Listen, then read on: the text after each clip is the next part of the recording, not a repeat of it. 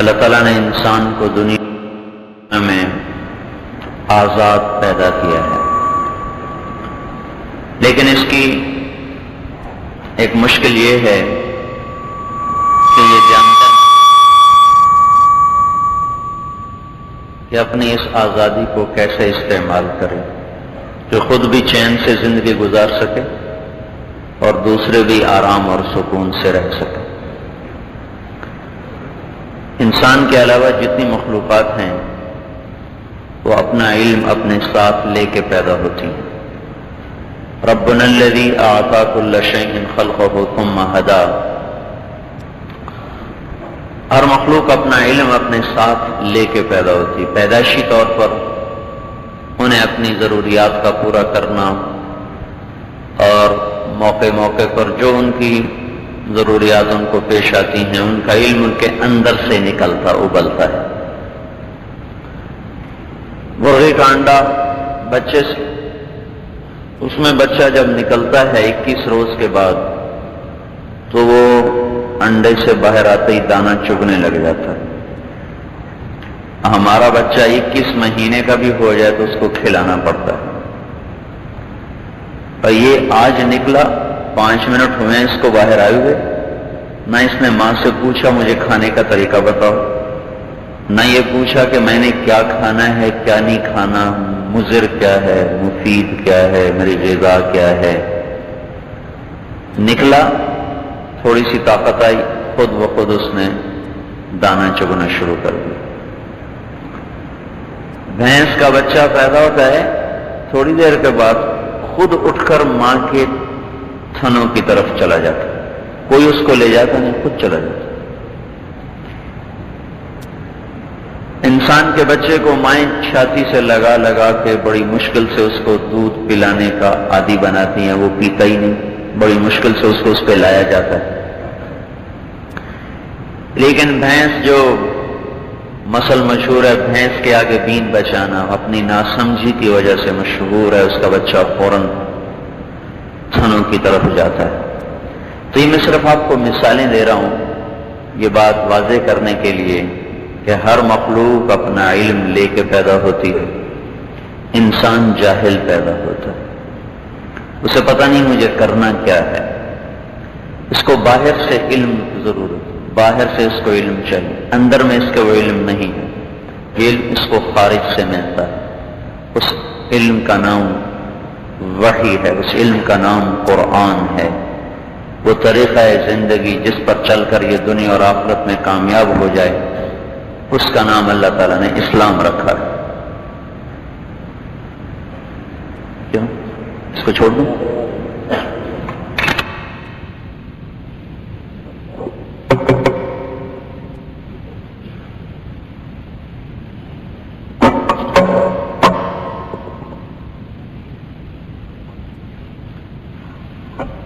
بچہ اپنے گھر سے آج نکلا ہے، بلی پہ نظر پڑتے ہی بھاگ کے واپس آ گیا، نہ اس کو کسی نے بتایا کہ بلی تیری دشمن، نہ ابا نے نہ اماں نے، پہلی نظر پہ بھاگ کے واپس۔ یہ علم کہاں سے سیکھا اس نے؟ مکڑی جالا بناتی ہے، وہ سویٹر بنتی ہے، وہ پوری ٹیکسٹائل مل ہے، وہ ٹیکسٹائل انجینئر ہے، ٹیکسٹائل والوں کو دھاگا خریدنا پڑتا ہے، ہم سے کپاس خریدتے ہیں، ہم کپاس کے کاشتکار ہیں، ہم کپاس کاشت کرتے ہیں، آگے ہم سے جننگ والے لیتے ہیں، پھر ان سے ملوں والے لیتے ہیں، پھر وہ دھاگا بنتا ہے، پھر وہ بنانے کے لیے بڑے ماہر انجینئر ہیں، بڑے لوگ ہیں پڑھے ہوئے۔ مکڑی اپنے اندر سے ہی وہ کپاس نکالتی ہے، اندر سے ہی مادہ نکالتی ہے، اندر سے ہی وہ جالا بنتی ہے، اندھیرے میں بنتی ہے، ادھر تو لائٹیں مشینیں انسان کھڑے ہوئے، پھر بھی ہر مشین پہ دھاگے ٹوٹ رہے اور وہ ضائع ہو رہا ہے مال۔ لیکن بالکل رات تاریک ہوتی ہے، ہمارے ٹوائلٹ میں کہیں گھر کے کونے میں مکڑی جالا بنتی ہے، لائٹیں بند ہیں، رات کا گھپ اندھیرا ہے، لیکن اس اندھیرے میں وہ اپنا سارا تانا بانا بنتی ہے، سارا جال بنتی ہے سویٹر کی طرح، اور اس میں وہ اتنی مضبوطی سے کام کرتی ہے کہ مکڑی کے جال میں جو ایک تار چلتا ہے تار کی موٹائی کے برابر اگر لوہے کی سلاخ بنائی جائے باریک سی اسی کے برابر، تو اس لوہے کی سلاخ سے یہ مکڑی کا بنایا ہوا جو دھاگا ہے وہ 1000 گنا زیادہ مضبوط ہوتا ہے، 10 گنا نہیں، 100 گنا نہیں، 1000 گنا زیادہ وہ اس سے مضبوط ہوتا ہے۔ تو ربنا الذی اعطى كل شیء خلقه ثم هدى، رب وہ رب ہے جو ہر چیز کو پیدا کرتا ہے، اسے زندگی گزارنے کا طریقہ سکھاتا ہے، انسان کو نہیں سکھاتا اس طرح، اس کو سیکھنا پڑتا ہے۔ انسان کبھی خود کفیل نہیں ہو سکتا، باقی ساری مخلوق خود کفیل ہے۔ ہم جس کے پاس پیسہ آ جائے ہم کہتے ہیں یہ خود کفیل ہو گیا، تو کیا اس نے اپنا گھر خود بنایا ہے؟ یہ کرتا میں نے خود سیا ہے، کپڑا میں نے بنایا ہے، میں نے کپڑا کہیں سے خریدا، سلوایا کہیں سے، خریدا کہیں سے، کپڑے والوں نے آگے کہیں سے خریدا۔ تو انسان کبھی خود کفیل نہیں ہو سکتا، زیادہ سے زیادہ یہ ہے کہ وہ خوشحال ہو سکتا ہے۔ پیسے آ گئے، ہاں بھائی گھر بنانا ہے، مستری بلاؤ، کپڑے سلوانے ہیں، درزی بلاؤ، کھانا پکانا ہے، باورچی بلاؤ۔ خود تو سارے کام نہیں کرتا، جو کسی کا محتاج نہ ہو وہ ہوتا ہے خود کفیل۔ تو ان دنیا میں سب سے زیادہ محتاج تو انسان ہے، یہ تو کبھی بھی خود کفیل نہیں ہو سکتا۔ خود کفیل کوے ہیں، چوہے ہیں، بلے ہیں، کتے ہیں، عقاب ہے، گدھ ہے، مچھر ہے، مکھی ہے، پروانہ ہے، پتنگا ہے، خود کفیل۔ جگنوں کو کوئی بلب نہیں جلانا پڑتا، اس کے اپنے اندر ہی جنریٹر لگا ہوا ہے، اس کو اندھیرے میں روشنی چاہیے وہ جل پڑتا ہے، دن میں بجھ جاتا ہے، رات کو جل پڑتا ہے۔ تو ہم تو بتیاں واپڈا سے لیتے ہیں، لائٹیں واپڈا سے لیتے ہیں، دن میں خود بجھاتے ہیں، رات کو خود جلاتے ہیں، اس کی دن میں اللہ بجھاتا ہے، رات کو جلا دیتا ہے۔ تو انسان اپنی ضرورتوں کو کیسے پورا کرے، اس کے لیے ایک طریقہ عقل کا ہے، جو سمجھ میں آئے ویسے کر لو۔ ایک طریقہ اللہ کا بتایا ہوا ہے، اس طریقے کا نام ہے اسلام۔ ان الدین عند اللہ الاسلام، اللہ کے ہاں صرف ایک دین ہے، زندگی گزارنے کا ایک طریقہ ہے، اور اس کا نام اسلام ہے۔ اور وہ کامل مکمل اس طرح ہے کہ الیوم اکملت لکم دینکم واتممت علیکم نعمتی ورضیت لکم الاسلام دینا، ہم نے تمہارے لیے دین مکمل کر دیا، کامل کر دیا۔ اور حدیث میں آ گیا اختم بکتابہم الکتب وبدینہم الادیان وبشریعتہم الشرائع، ہم نے ان کی کتاب پہ کتابیں ختم کر دی، ان کے دین پہ دین ختم کر دیے، ان کی شریعت پر ساری شریعتوں کو پورا کر دیا۔ تو کامل اکمل طریقہ ضرورتوں کے پورا کرنے کا اللہ نے ہمیں دیا، وہ اسلام ہے، جو قرآن کی شکل میں اور سیرت نبوی کی شکل میں آج بھی ہمارے پاس محفوظ ہے۔ تو اس میں عقل سے ہٹا کر وحی کے تابع کر کے زندگی گزارنے کا طریقہ بتایا گیا ہے، جس میں ایک نسل کا بڑھنا اور جوان ہونے پر شادی کا کرنا، یہ بھی انسانی ایک ضرورت ہے۔ روٹی کھانا، پانی پینا، مکان بنانا، سواریاں، یہ انسانی ضرورت ہے۔ نکاح بھی ایک ضرورت ہے۔ تو اس کے لیے میرے بھائیو، اللہ تبارک و تعالیٰ نے قرآن میں حکم دیا فنکحوا، نکاح کرو، زنا نہ کرو، لا تقربوا الزنا، زنا کے قریب نہ جانا، انہ کان فاحشۃ وساء سبیلا، یہ بہت بے حیائی کا کام ہے اور بہت برا راستہ ہے، بہت بدبختی کا کام۔ جس ملک میں، جس شہر میں، جس گاؤں میں موسیقی پھیل جائے، وہاں زنا بھی خود بخود پھیل جاتا ہے۔ موسیقی اور زنا میں آپس میں ایسا ہی جوڑ ہے جیسے سورج اور روشنی میں جوڑ ہے، سورج نکلتا ہے، روشنی آ جاتی ہے۔ جس نسل میں موسیقی پھیل جائے اس نسل میں زنا بھی آ جاتا ہے۔ تو اللہ تعالیٰ نے کہا وَلَا تَقْرَبُوا الْفَوَاحِشَ، فواحش سے قریب نہ جاؤ. وہاں کہا ہے لا تقربوا الزنا، زنا سے قریب نہ جاؤ، انہو کان فاحشہ، بہت بے حیا چیز. یہاں کہا فواحش سے قریب نہ جاؤ. فواحش سے کیا مراد ہے؟ ہر وہ عمل جو زنا کی طرف لے جائے. بے پردگی زنا تک پہنچاتی ہے. مرد عورت کا آزاد اختلاط، مردوں عورتوں کا مل بیٹھنا، یہ زنا کی طرف لے جاتا ہے. موسیقی زنا کی طرف لے جاتی ہے. حرام رزق بھی انسان کے اندر گندے جذبے پیدا کرتا ہے، بے حیائی کے جذبے پیدا کرتا ہے، اس سے بھی یہ غلط جذبے پیدا ہوتے ہیں. تو ہر وہ عمل جو زنا کی طرف لے جانے والا ہو، فواحش سے وہ مراد. تو بے پردگی، نظروں کی آوارگی، موسیقی، ناچ گانے کی محفلیں، آج کا ٹی وی، آج کا کیبل، یہ سب کچھ زنا کے لیے منڈیاں ہیں. جہاں یہ چیزیں چلیں گی وہاں اگلا گناہ بھی ہوگا. اللہ تعالیٰ نے اس سے روکا، اور اتنا سنگین جرم ہے، اس کی سزا سنگسار کرنا رکھی. سنگسار کر، پتھر مار مار کے اس کو ہلاک کر دیا جائے. دین رحمت، دین رحمت. لیکن کہا پتھر، جو شادی شدہ زنا کرے پتھر مار مار کے اسے ہلاک کر دیا. غیر شادی شدہ کرے 100 کوڑے مارو. کتنے کوڑے کھاتے ہیں؟ مر جاتے ہیں. 100 کوڑے اکٹھے مارنے. تو اللہ تبارک و تعالیٰ نے ہمیں اس سے ہٹا کر نکاح کا حکم دیا. نکاح کرو، زنا نہ کرو. نسل خراب ہو جاتی، نسلیں برباد ہو جاتی، اخلاق برباد ہو جاتے، زندگیاں تلف ہو جاتی، خاندانی نظام ٹوٹ کے رہ جاتا ہے، بکھر کے رہ جاتا ہے. جیسے یورپ میں خاندانی نظام بکھر گیا. 1792 میں انگلستان میں لندن میں ایک عورت تھی، اس کا نام تھا میری والسٹون کرافٹ. اس نے ایک کتاب لکھی، آزادی نسواں، عورتوں کو آزادی دی جائے. عورتیں کیوں کمرے میں پابند ہوں، کیوں چار دیواری میں پابند ہوں؟ یہ باہر آئیں، مردوں کے شانہ بشانہ کام کریں، ان کو پوری آزادی دو. اس سے پہلے یورپ میں بھی کوئی تصور نہیں تھا عورت کا بے پرد ہو کر باہر آ جانا. وہاں کی تہذیب بھی حیا پر مشتمل تھی، چاہے کفر تھا. پیچھے سے شیطان نے اس کو بھڑکایا.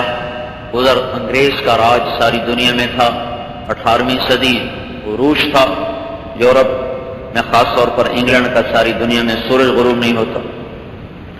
تو کچھ شیطان کی طاقت، پیچھے حکومت کی طاقت، پیچھے نفس کی طاقت. مردوں کو بھی اس میں زیادہ شہوتیں پوری ہونی تھیں، عورتوں کی بھی اس کو ہوا لگی. تو وہ بڑھتے بڑھتے بڑھتے وہ چنگاری ایسی آگ بنی ہے کہ اب ان کا سارا نظام ٹوٹ پھوٹ گیا ہے.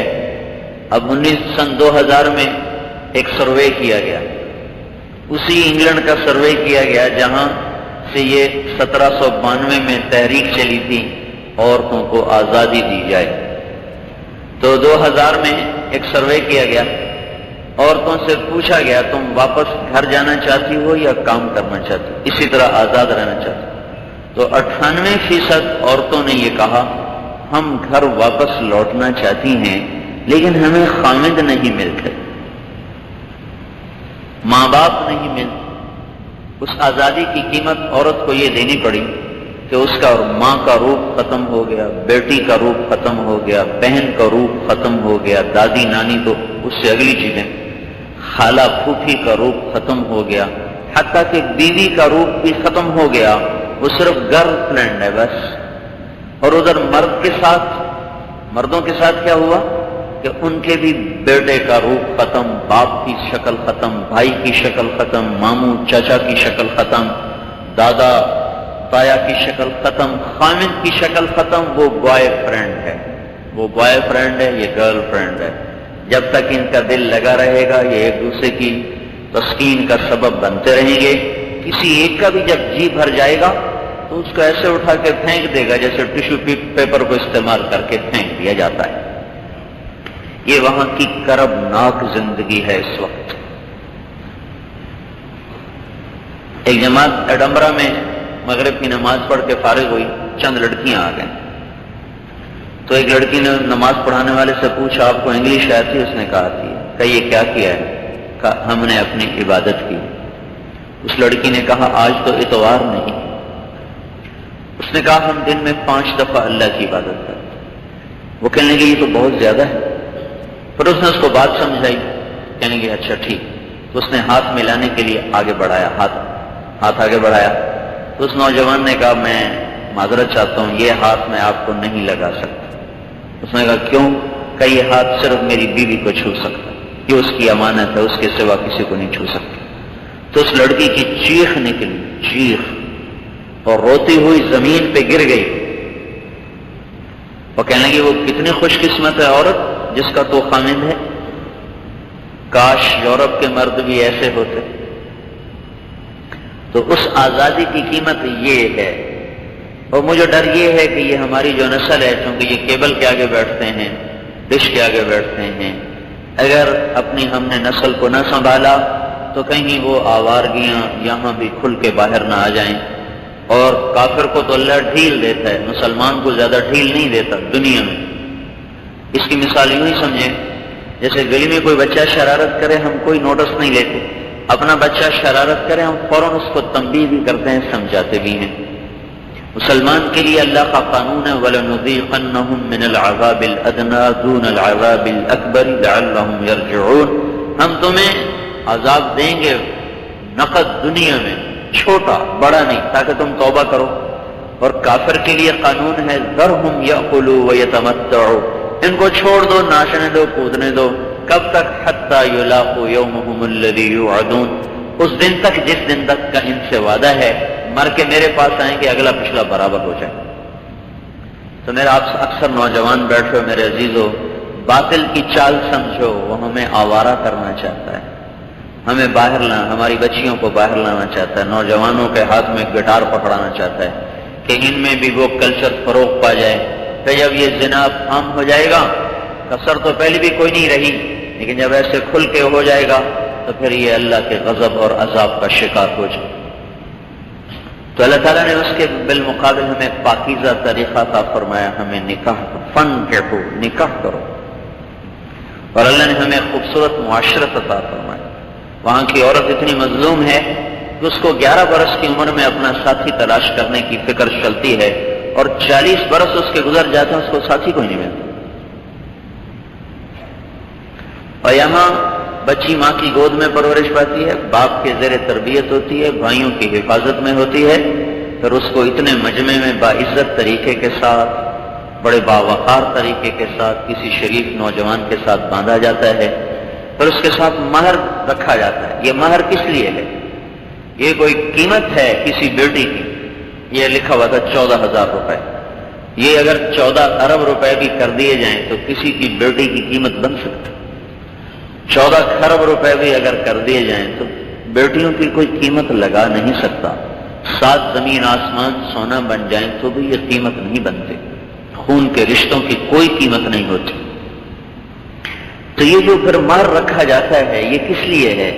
اس کے بغیر نکاح ہو نہیں سکتا، نکاح زنا بن جاتا ہے۔ یہ اصل میں ایک علامت ہے، ایک علامتی چیز ہے کہ آج جو تم اس بچی کو پیسہ دے رہے ہو، جب تک یہ نکاح کا رشتہ باقی ہے تمہیں اس پر خرچ کرنا ہوگا، اس کا بوجھ تم نے اٹھانا ہوگا۔ یہ ایک علامتی چیز ہے، نہ کہ اس کی قیمت بن رہی ہے۔ اس کی علامت ہے کہ یہ لڑکی بازار نہیں جائے گی، کام نہیں کرے گی، نوکری نہیں کرے گی، یہ تیرے بچوں کی تربیت کرے گی، اللہ نے اولاد دی، تیرے ذمہ ہے اس کو ساری زندگی کما کے لا کے کھلانا۔ پھر اللہ نے اس پہ اجر ایسا رکھ دیا کہ من امسا کالن بعمل یدہ امسا مغفورا لہ، جو صبح سے شام تک بچوں کو حلال کمانے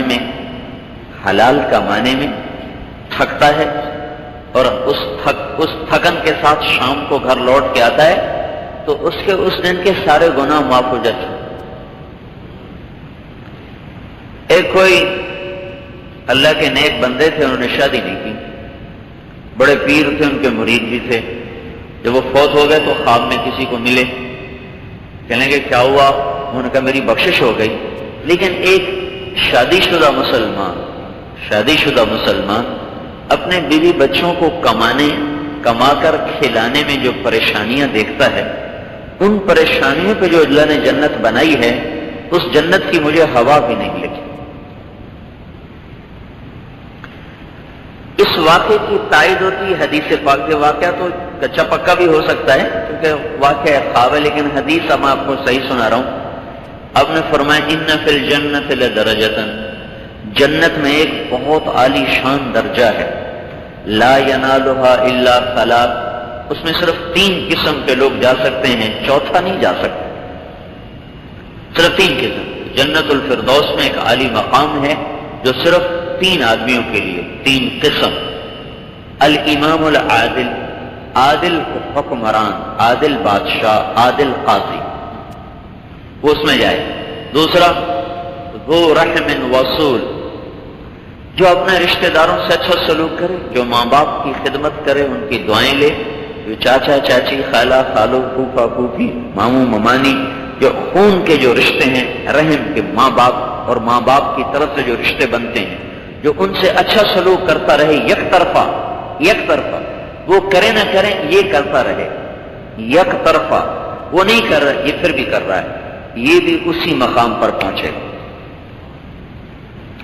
ذو عیال صبور، اللہ نے ایک شخص کو اولاد دی پر رزق تھوڑا دیا، اولاد زیادہ رزق تھوڑا. اب وہ حرام نہیں کماتا، جھوٹ نہیں بولتا، ڈنڈی نہیں مارتا، رشوت نہیں لیتا، خیانت نہیں کرتا، بلکہ اسی حلال میں روکھی سوکھی خود بھی کھاتا ہے، ان کو بھی کھلاتا ہے، صبر کرتا ہے. جو اس طرح کر کے زندگی گزار گیا وہ بھی اسی درجے میں جا کے پہنچے. تو اللہ تعالیٰ نے ہمیں بھائیو پاکیزہ شریعت عطا فرمائی، ہمیں نکاح کا حکم. خود ہمارے نبی نے نکاح کیے، اپنی بیٹیوں کی شادیاں، صحابہ کے نکاح خود کیے، ان کے ولیموں میں شریک ہوئے، اپنے ولیمے میں ان کو بلایا. تو ہمیں ایک زندگی کا نمونہ ملا. حضرت عیسیٰ علیہ السلام نے تو شادی ہی نہیں کی، تو ان کی امت کے سامنے نبی کی طرف سے نمونہ ہی کوئی نہیں تھا کہ بھائی کیا کرنا ہے. شادی نہیں کی تو اولاد بھی کوئی نہیں تھی، تو اولاد کی شادیاں کیسے کریں؟ تو اللہ تعالیٰ نے ہمارے نبی کی شادیاں بھی کروائیں، اولاد بھی ہوئی. آپ کی شادیوں میں ایک عجیب بات نظر آتی ہے. ساری جوانی تو آپ نے گزار دی حضرت خدیجہ کے ساتھ، جو آپ سے 15 برس بڑی خاتون تھی، اور 2 نکاح پہلے ہو چکے تھے، ہر نکاح سے اولاد تھی، ایک سے بیٹی تھی، ایک سے بیٹا تھا. ہند بن ابی حالہ بڑے مشہور صحابی ہیں، وہ صاف الرسول کہلاتے ہیں. اللہ کے نبی کا حلیہ بیان کرنے میں سارا علم ہند بن ابی حالہ سے نکلتا ہے. یہ ابو حالہ حضرت خدیجہ کے پہلے خامند ہیں، ان کے یہ بیٹے ہیں. یہ اللہ کے نبی کا حلیہ بیان کرنے میں بڑے مشہور ہیں. تو 40 برس کی خاتون ہیں اور یہ 25 سال کے ہیں. ایسے حسین ہیں کہ اللہ نے ایسا حسین بنایا ہی کوئی نہیں. وَأَحْسَنَ مِنْكَ لَمْ تَرَ قَطُّ عَيْنِي، ان جیسا حسین ہے ہی کوئی نہیں.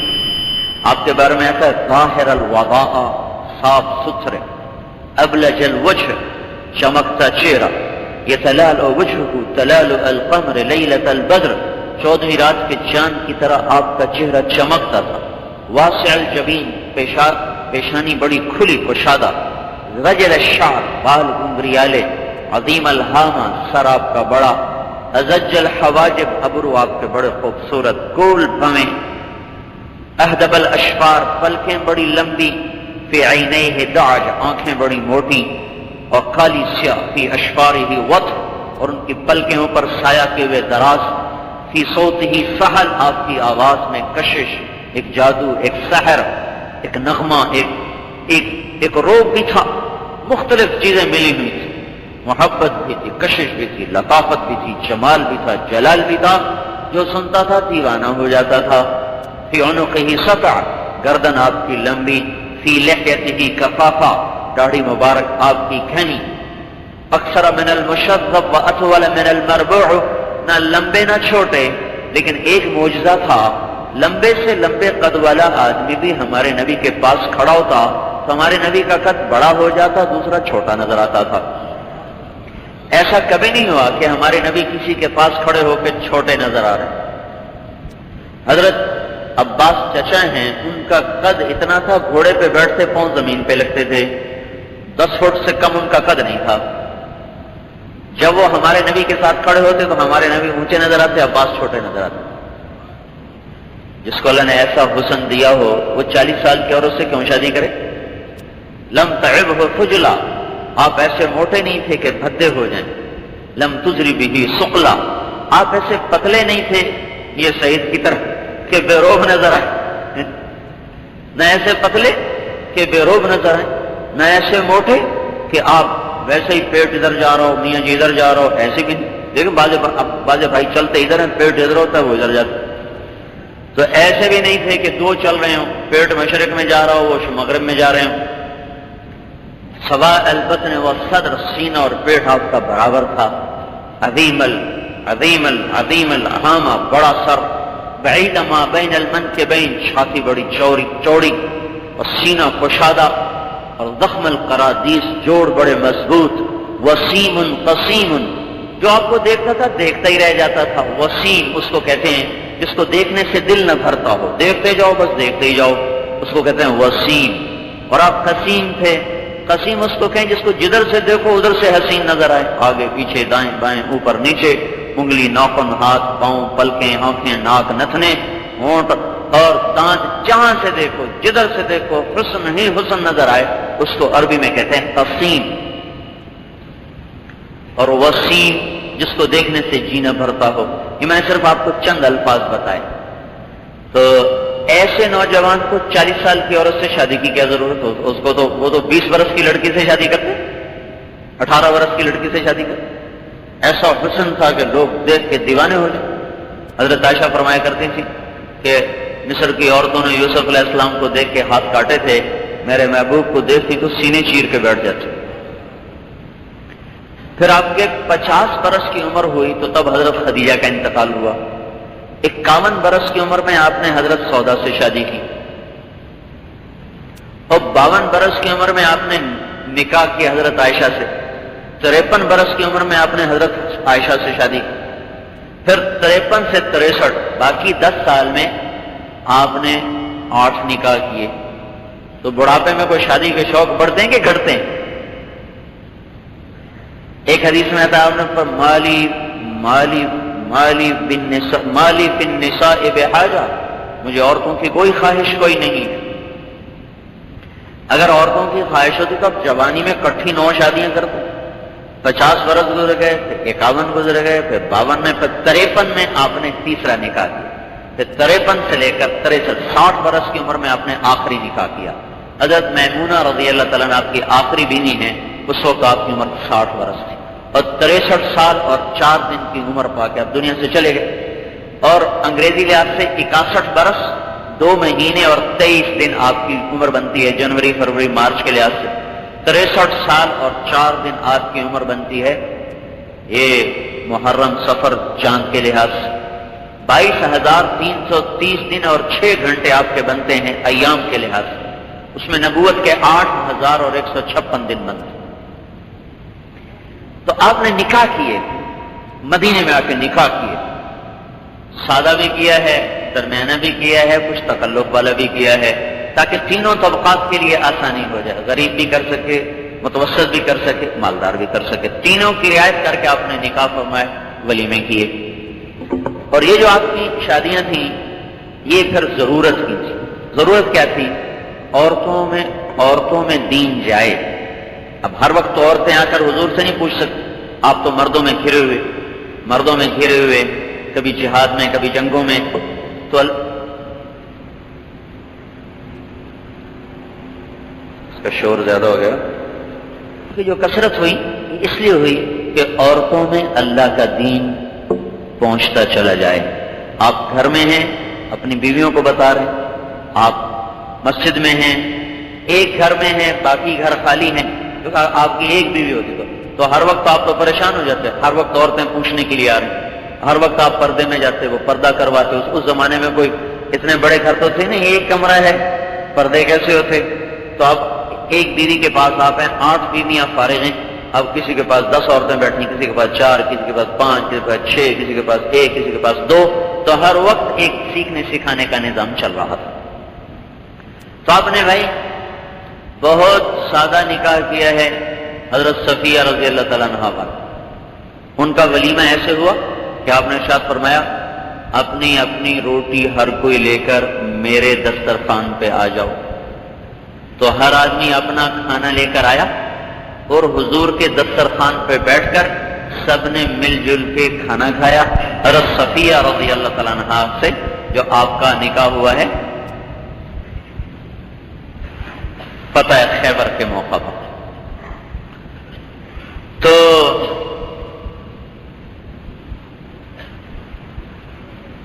خیبر میں چونکہ آپ سفر میں ہیں تو آپ نے فرمایا کہ بھائی یہ حضرت صفیہ سے آپ کا آخری، میمونہ سے اس سے پہلے ہوا، صفیہ رضی اللہ تعالیٰ عنہ آخری بیوی ہے، کیونکہ 7 ہجری میں آپ نے یہ نکاح فرمایا، 7 میں خیبر فتح ہوا ہے، تو 7 ہجری میں آپ نے حضرت میمونہ رضی اللہ تعالیٰ عنہ سے نکاح، حضرت صفیہ سے نکاح کیا، یہ آپ کا آخری نکاح ہے۔ تو آپ نے کہا اپنی روٹی لے کر آ جاؤ میرے دسترخوان پر، تو سب لے کر آئے، سب نے مل کر کھانا کھایا، ولیمہ ہو گیا۔ تب غریب سے غریب آدمی بھی اگر ہماری معاشرت اسلامی ہو تو اپنے بچے کا ولیمہ ایسے کر سکتا ہے، اب بھائی لے آؤ بھائی اپنا اپنا سالہ روٹی لے آؤ، سارے مل کے کھا لیں۔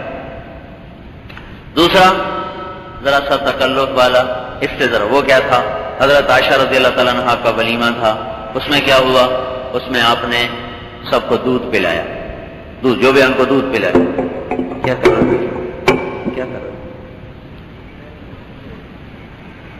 آپ نے سب کو دودھ پلایا۔ تو یہ حضرت عائشہ رضی اللہ تعالیٰ عنہ سے جو آپ کا نکاح ہو، پھر آپ نے ایک پرتکلف بھی کیا ہے، جب آپ کا حضرت زینب سے نکاح ہوا۔ زینب رضی اللہ تعالیٰ عنہ واحد خاتون ہے بنت جحش جن کا نکاح آسمانوں پہ اللہ نے کیا، فلما قضى زید منها وطرا زوجناکھا۔ تو اس خوشی میں اس ولیمے کا اہتمام حضرت زینب نے خود کیا کہ یا رسول اللہ یہ اہتمام میں کروں گی، تو آپ نے خدیجہ حضرت زینب رضی اللہ تعالیٰ نے گائے ذبح کی، سارا مدینہ اس ولیمے میں شریک ہوا، مرد بھی عورتیں، سب کو یہ ولیمے کا کھانا کھلایا۔ تو اگر کوئی مالدار آدمی ولیمے میں وسعت کرنا چاہے تو اس کو بھی گنجائش ہے، لیکن آپ نے فرمایا بدترین ولیمہ وہ ہے جس میں غریبوں کو نہ بلایا جائے، جس میں صرف امیروں کو بلایا جائے، غریبوں کو نہ بلایا۔ تو اس طرح میرے بھائیوں میں نے ایسے اشارے کر دیے ہیں، اگر ہم اپنی شادیوں میں سادگی لے آئیں گے تو شادی آسان ہو جائے گی، زنا مشکل ہو جائے۔ اگر ہم اپنی شادی کی شرطیں بڑھا دیں گے اور اس کی شرائط زیادہ کر دیں گے تو پھر شادی مشکل ہوگی، زنا آسان ہوگا۔ ایسی حضرت فاطمہ کا نکاح مسجد میں ہوا، 2-4 مہینے کے بعد حضرت علی نے عرض کی یا رسول اللہ رخصتی ہو جائے، تو آپ نے فرمایا ٹھیک ہے کروا دیتے ہیں۔ تو آپ مغرب کی نماز پڑھ کے گھر آئے تو آپ نے فرمایا ام ایمن کو بلاؤ۔ حضرت فاطمہ رضی اللہ تعالیٰ عنہ فرماتی میں گھر میں کام کر رہی تھی جیسے لڑکیاں کام کرتی ہیں، تو میں نے سنا آپ فرما رہے ہیں ام ایمن کو بلاؤ۔ ام ایمن آ گئی تو آپ نے فرمایا ام ایمن فاطمہ کو علی کے گھر چھوڑ کے آ جاؤ، اس سے کہو میں عشاء پڑھ کے آؤں گا، میرا انتظار کر۔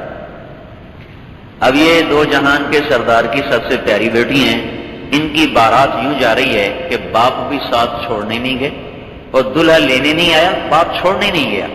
ام ایمن جو باندھی ہیں آپ کی والدہ کی باندھی تھی، ان کے ساتھ بھیج دیا۔ دونوں عورتیں چل کے حضرت علی کے دروازے دستک بھی حضرت علی باہر نکلے، کہا بھی اپنی امانت سنبھال لو، اور اللہ کے نبی کا فرمان ہے میں عشاء کے بعد آؤں گا۔ اتنی سادگی سے رخصتی ہو گئی۔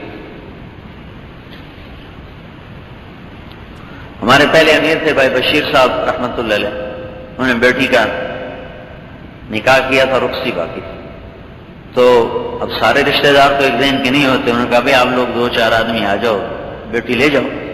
ان کا نہیں جی ہم تو دیہاتی لوگ ہیں، ہم تو بارات لائیں۔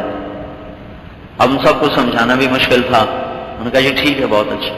تو شادی والا دن جو تھا اس سے 1 دن پہلے اپنی بیٹی کو، اپنے بیٹوں کو، اپنی اہلیہ کو لیا، وین میں بٹھایا اور سیدھے بہاول نگر ان کے گاؤں پہنچ کر کہنے لگے لو بھی ہم اپنی امانت خود چھوڑنے آ گئے۔ اور یہ کام انہوں نے اس وقت کیا جب وہ پورے پاکستان کے ٹیلی فون کے ڈائریکٹر جنرل تھے۔ دنیاوی عہدہ اتنا بڑا تھا کہ پورے پاکستان کے وہ ڈائریکٹر جنرل تھے، اور کام ایسا کر کے دکھایا کہ وہ چپڑاسی بھی آج یہ کام نہیں کر سکتے۔ تو بھائی سادگی کو اپناؤ۔ دوسری بات یہ ہے میرے عزیزو، ہمیشہ جو زندگی خوشگوار گزرتی ہے وہ اچھے اخلاق سے گزرتی ہے۔ یہ سونا، یہ چاندی، یہ مہر، سب چیزیں اس سے گھر آباد نہیں ہوتے۔ گھر ہمیشہ وہ آباد ہوگا جس میں لڑکے کے اخلاق بھی اچھے ہوں گے، لڑکی کے اخلاق بھی اچھے ہوں گے۔ دونوں کے اگر اخلاق اچھے ہوں، ایک دوسرے کی سہ سکیں، برداشت کر سکیں، تو وہ گھر آباد ہو جاتا۔ اور اس میں لڑکے والوں کا پر فرض زیادہ ہے کہ ماں باپ اپنی بچی کو پالتے ہیں، اپنے ہاتھوں سے اٹھا کر ڈولی میں بٹھا کر پرائے گھر بھیج دیتے ہیں۔ ایک بچی نے 20 برس، 18 برس، 15 برس ایک گھر میں گزارے، چار دیواری میں گزارے، مانوس فضا میں گزارے، ماں بھی خدمت کر رہی، باپ بھی دے کے آ رہا، بھائی بھی ہیں، کوئی اس پہ حکم چلانے والا نہیں ہے، وہ چاروں طرف سے ایک محبت کی فضا دیکھتی۔ وہ بھائی کو چھوڑ کے گئی، باپ کو چھوڑ کے گئی، ماں کو چھوڑ کے گئی، خالہ کو چھوڑ کے گئی، اپنا گھر چھوڑ کے گئی، اپنا محلہ چھوڑ کے گئی، کتنا کچھ چھوڑا ہے۔ تب لڑکے والوں کے ذمے ہے کہ اس بچی کو اتنی محبت دیں کہ وہ اپنا گھر بھول جائے۔ لیکن ہمارے یہاں ہوتا کیا ہے، پہنچتے ہی خامند کہتا ہے اب تو میری بیوی ہے، میں تیرا خامند ہوں، تیرا حاکم ہوں، اب جو میں کہوں گا وہ ہوگا۔ تو نے میری ماں کی بھی خدمت کرنی ہے، تو نے میرے باپ کی بھی خدمت کرنی ہے، تو نے میری بہنوں کی بھی خدمت کرنی ہے، تو نے ان کے سامنے چوں بھی نہیں کرنا۔ اس کے ذمے تو شریعت نے خامد کی روٹی پکانا بھی نہیں لگایا، تو یہ کہتا ہے میری ماں کی روٹی پکا، میرے بہنوں کی روٹی پکا، تو نہیں پکاتی تو ایسی گستاخ، تو ایسی بدتمیز، تجھے ماں باپ نے کچھ نہیں سکھایا۔ ساس اپنا الگ حکم چلاتی ہے، نندیں اپنا الگ چلاتی ہیں، سسر اپنا الگ چلاتا ہے، کیونکہ ہمارے معاشرے میں اسلام کوئی نہیں ہے۔ عبادات کا اسلام موجود ہے، معاشرت کا اسلام ہمارے اندر ہے نہیں۔ تو شادی کے بعد بیٹیوں والوں کو روتے ہی دیکھا ہے، کوئی ہوتا ہے لاکھوں میں ایک جو کہتا جی شکر ہے اللہ کا اچھے لوگ مل گئے۔ وہ وجہ کیا ہے کہ بیٹے کی تربیت کوئی نہیں کی کہ اس کو کسی زندگی کو ساتھ لے کے چلانا ہے۔ ہمارے ہاں شادی کا معیار اتنا ہے، کاروباری ہو، پیسے والا ہو، شادی کرتا ہے، خود لڑکا کہتا کچھ نہیں۔ اور ہماری ایک بزرگ خاتون تھیں تو وہ اپنی بھتیجی کے اپنی بھانجی کے رشتے کی بات کر رہی، دوسری عورت کو بتا رہی۔ ہمارے ہم چونکہ ذمہ دار ہیں تو ہم کاروبار کی وجہ زمین دیکھتے ہیں، زمین کتنی، تو اب وہ دوسرے گھر اس کے 14 مربع ہیں، اس کی پیپر مل ہے۔ میں نے بیچ میں سے پوچھا، میں کہا ماسی وہ بچہ کیا ہو جائے، بچہ کیا ہو جائے، پتر وہ 14 مربع ان دی پیپر مل لے۔ میں نے پھر پوچھا، میں کہا ماسی وہ بچہ کیا ہو جائے، کہ بچہ وہ 14 مربع ان دی پیپر مل لے۔ میں نے تیسری دفعہ پوچھا، میں کہا ماسی وہ لڑکا کیسا ہے، اس نے پھر بھی یہی کہا اس کے 14 مربع ہیں، اس کی پیپر مل ہے۔ اس کو سمجھ میں نہیں آیا کہ میں کیا پوچھ رہا ہوں، میں پوچھ رہا ہوں وہ کیسا ہے، وہ کہہ رہی اس کے 14 مربع ہیں، 1 سال کے بعد طلاق ہو گئی۔ تو بھائیو اس وقت بہت بڑا بحران ہے معاشرتی زندگی میں کہ ہم ایک حدود نہیں جانتے اور اسلامی معاشرت نہیں جانتے۔ 10,000 گاڑیاں جا رہی ہوں لائن میں تو کوئی ٹریفک نہیں رکے گی، 10 گاڑیاں لائنیں توڑ دیں تو ٹریفک ساری پھنس جائے گی۔ خامن کی ایک حد ہے، بیوی کی ایک حد ہے، ساس کی ایک حد ہے، سسر کی ایک حد ہے، نندوں کی ایک حد ہے۔ اس کے اندر اگر سارا گھر چلے تو سارا گھر خوش و خرم رہے گا، لیکن جب حدود توڑی جائیں گی، جب ساس حدود توڑ کے آگے بڑھے گی، خامد حدود توڑ کے آگے بڑھے گی، بیوی حدود توڑے گی، نندیں حدود توڑیں گی، سسر حدود توڑے گا، تو پھر وہ گھر سنگ مرمر کا ہو کر بھی وہ کانٹے اور صحرا بن جائے گا۔ جگمگاتے جگمگاتے گھر وہ اندھیر ہو جائیں گے، اور خوبصورت خوابگاہیں وہ غار نظر آئیں گے، پہلی صدی کے غار نظر آئیں گے۔ جب اخلاق اچھے ہو جائیں تو بھائیو اندھیرے گھروں میں 14ویں کے چاند اتر آتے ہیں، اور ٹھنڈے چولہوں میں بھی شب بارات روز ہوتی ہے، اور روکھی کھا کر وہ پلاؤ زردے کے مزے پاتے ہیں، اور پرانی کھاٹ پہ سو کر وہ عالی شان خوابگاہوں کے مزے اٹھاتے ہیں۔ جب اخلاق اچھے ہوتے، اخلاق بگڑ جائیں، دل پارا پارا ہو جاتا، زندگیاں اجیرن ویران ہو جاتی۔ جب آپ کے کانٹا چبھا ہوا ہو تو آپ کو نہ زمین پہ نیند آ رہی ہے، نہ بستر پہ نیند آ رہی ہے، نہ کمرے میں نیند آ رہی، نہ باہر نیند آ رہی، درد اٹھ جائے، درد کسی پل قرار نہیں۔ اوہو، جب وہ درد دل میں اٹھ جائے تو پھر کیا ہوگا؟ بد اخلاقی سے دل زخمی ہو جاتا، اور دل ہے شیشے کی طرح۔ شیشہ ایک ایسی دھات ہے جو ٹوٹ جائے تو کبھی نہیں جڑتا، دل بھی ایسی بلا ہے کہ ٹوٹ جائے تو جڑتا نہیں ہے، اور اس کو سب سے زیادہ توڑنے والی چیز یہ زبان ہے، یہ 2.5 انچ کی یہ زبان ہے جو سب سے زیادہ دل کو زخمی کرتی۔ اللہ تعالیٰ نے اس پر 32 تالے لگائے، اوپر مین گیٹ لگایا۔ یہ ایسی ظالم ہے، سارے تالے توڑ، گیٹ توڑ باہر۔ چوروں سے ایک تالا توڑنا مشکل ہوتا ہے، یہ 32 تالے توڑ کے باہر، ٹھک، ایک دم باہر۔ تو بھائیوں لڑائیاں تو ہوتی ہیں زبان سے، زبان کا بول میں ٹھک۔ ہماری دھوبن تھی کپڑے دھونے میں، وہ تھی بڑی لڑاکی، تو آگے میری بہن کے پاس کہنے لگے بی بی اب اپنی بہوؤں کا گلہ کر رہے، میری بہویں مجھ سے بہت لڑتی، مجھے کوئی ایسا تعویذ دے کہ وہ میری غلام ہو جائے۔ اس نے کہا بہت اچھا۔ اس نے ایک کاغذ پہ لکھا، الٹا سیدھا اس کو بند کیا، کہا ماسی شریفہ جب تیری بہویں لڑنے لگے تو تو نے تعویذ دانتوں کے نیچے دے لینا، پھر دانت نہیں کھولنے، تو 1 ہفتہ اس پہ عمل کر، ساری بہویں تیری غلام ہو جائیں گی۔ اور وہ 8ویں دن بڑی خوشی خوشی آئے گا، بی بی میری ساری لڑائی ختم ہو گئی۔ وہ لڑتی تو وہ خود تھی نا، اور گلا بیچارہ پرائی بیٹیوں کو تھا، وہ ساری لڑائی ختم کیوں؟ اب وہ تعویذ زبان کے نیچے، چونکہ ہمارے ہاں رواج ہے نا تعویذ گنڈے کا زیادہ، تو اب وہ سمجھا پتہ نہیں کیا اس میں ہے، وہ آیا تھا تو اس کی زبان روکنی تھی کسی طرف۔ میرے عزیزو، گھر برباد ہو جاتے ہیں اگر زبان تیز ہو۔